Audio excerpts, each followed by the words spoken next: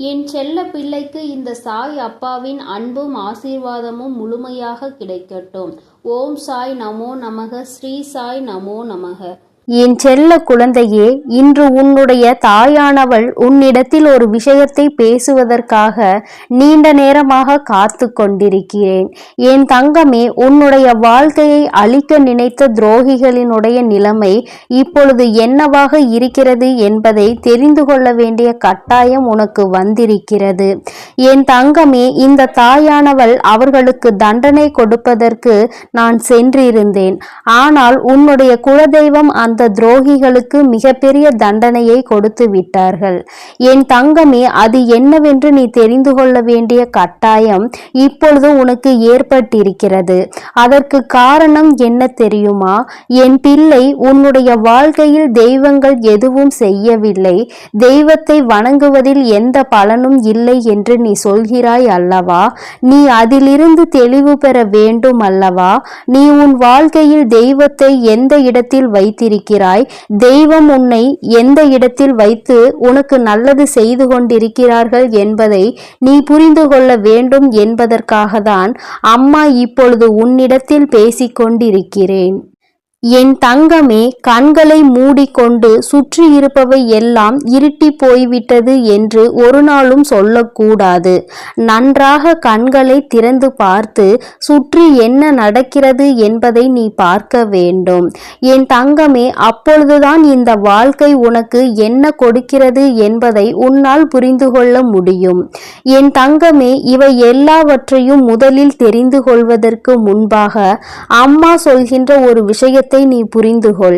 என் தங்கமே, ஒருவருக்கு உன்னை போராடி உன்னுடைய நிலைமையை நீ புரிய வைக்க வேண்டும் அல்லது உன்னுடைய சூழ்நிலையை புரிய வைக்க வேண்டும் என்ற நிலை உனக்கு வரும் என்றால், என் தங்கமே, உன்னுடைய மனதோடு சில நொடிகள் போராடி அவர்களை விட்டு நீ மறந்து விலகி செல்வது மிகவும் நல்லது.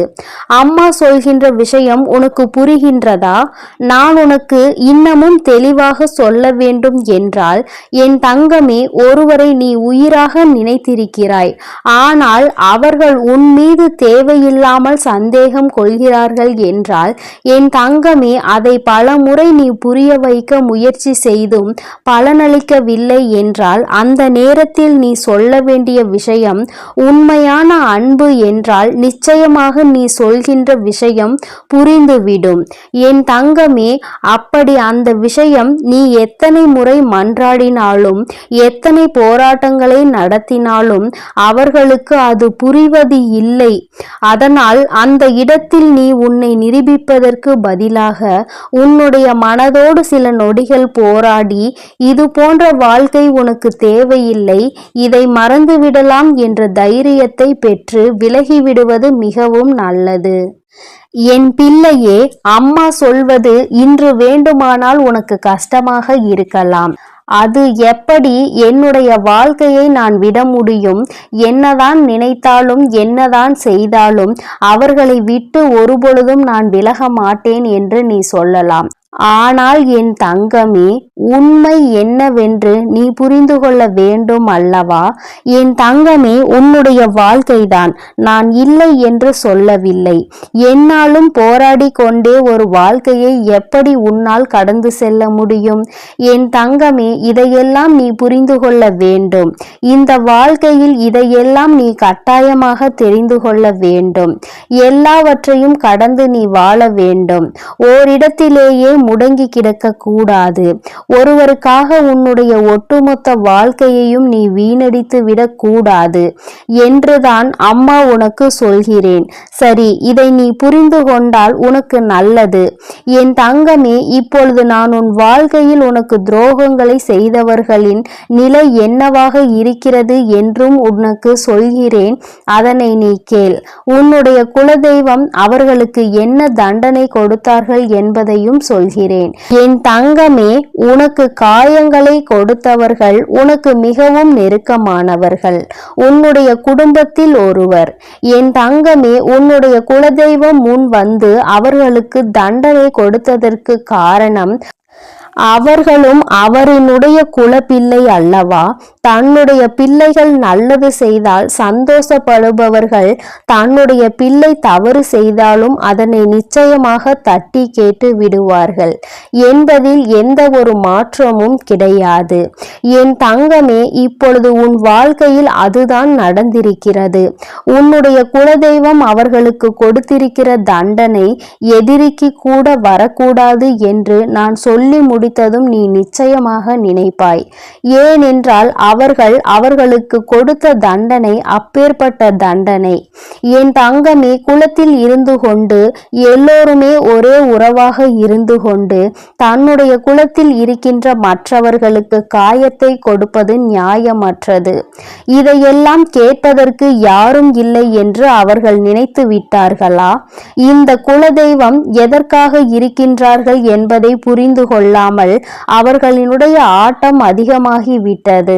இந்த ஆட்டத்தை நான் இப்பொழுது நிறுத்தவில்லை என்றால் இனி அவர்களை யாராலும் கட்டுப்படுத்த முடியாது. இதற்கு இவர்களுக்கு நான் கொடுக்கக்கூடிய தண்டனை அவர்கள் காலத்திற்கும் மறக்க முடியாத தண்டனையாக இருக்க வேண்டும். அதற்காக அவர்கள் செய்த விஷயம் என்ன தெரியுமா?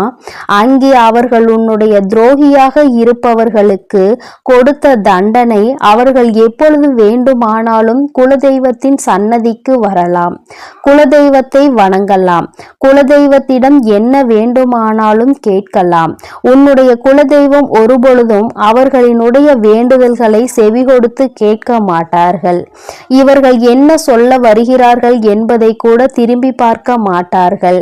அவர்களின் கண்ணீரை துடைக்க ஒரு நாளும் வரமாட்டார்கள். இப்படி ஒரு பிள்ளை தனக்கு இருந்ததையே அவர்கள் மறந்து விட்டார்கள். அவர்கள் முன்னால் வந்து நின்றால் கூட அவர்களால் குலதெய்வத்தால் அவர்களை உணர முடியாது. அந்த அளவிற்கு அவர்களுக்கு தண்டனையை அவர்கள் கொடுத்து விட்டார்கள். குலதெய்வம் கொடுத்த தண்டனை தன்னுடைய குலப்பிள்ளை என்ற அந்தஸ்தை தன்னிடம் இருந்து அவர்கள் பறித்து விட்டார்கள். நீ இனிமேல் என்னுடைய குழந்தை இல்லை, நான் உன்னுடைய குலதெய்வம் இல்லை என்று சொல்லி அவர்களுக்கு மிகப்பெரிய தண்டனையை கொடுத்து விட்டார்கள். என் தங்கமே, இப்பொழுது நீ நினைக்கலாம், அம்மா இவர்களுக்கு இந்த தண்டனையை குலதெய்வம் கொடுக்கிறார் என்பதை இவர்கள் எப்படி புரிந்து கொள்வார்கள், இதனை எப்படி அவர்கள் உணர்ந்து கொள்வார்கள் என்று நீ நினைக்கிறாய் அல்லவா? நிச்சயமாக ஒரு நாள் அவர்கள் புரிந்து கொள்வார்கள். எப்பொழுது தெரியுமா?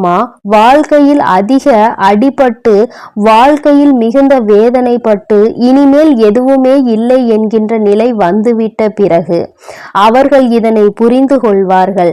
அப்பொழுது அவர்கள் தன்னுடைய ஜாதகத்தை எடுத்து கொண்டு போய் ஜோசியரிடம் சென்று பார்ப்பார்கள்.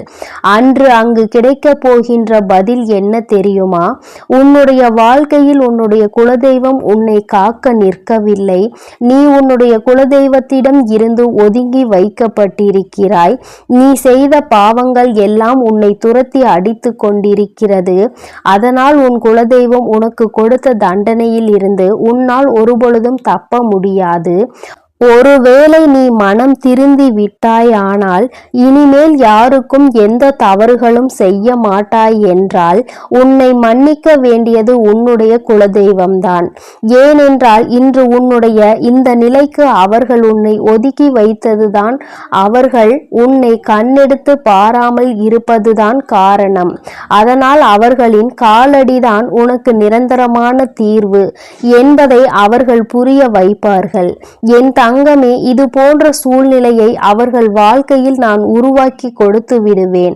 அதனால் யார் என்ன கெடுதல் செய்தார்கள் என்பதை எல்லாம் நினைத்து நீ வேதனைப்பட்டு கொண்டிருக்காதே.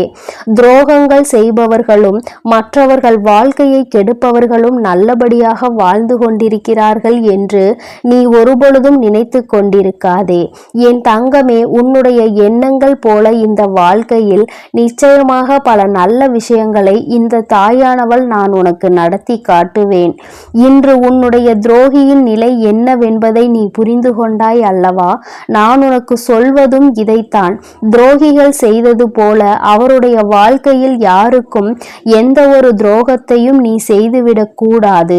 அதில் எப்பொழுதுமே நீ அதிக கவனத்தோடு இருக்க வேண்டும். இந்த வாழ்க்கையில் உனக்கு எதுவெல்லாம் கிடைக்க வேண்டும் என்று இருக்கின்றதோ அதையெல்லாம் நீ சந்தோஷமாக பெற்றுக்கொள்ள வேண்டும். எந்த ஒரு சூழ்நிலையிலும் குலதெய்வத்தின் சாபத்திற்கும் குலதெய்வத்தினுடைய வேதனைக்கு மட்டும் நீ ஆளாகி நின்றுவிடக் கூடாது. இது ஒன்றே போதும் உன்னை நல்ல நிலைக்கு கொண்டு வருவதற்கு. என் அன்பு பிள்ளையே, இந்த தாயானவளினுடைய ஆசீர்வாதங்கள் உனக்கு எப்பொழுதும் முழுமையாக இருக்கும். அதனால் நீ எதற்காகவும் கலங்காதே, எதை நினைத்தும் வருந்தாதே. நீ நல்லதையே நினைத்தால் உன் வாழ்வில் எப்பொழுதும் உனக்கு நல்லது மட்டுமே நடக்கும்.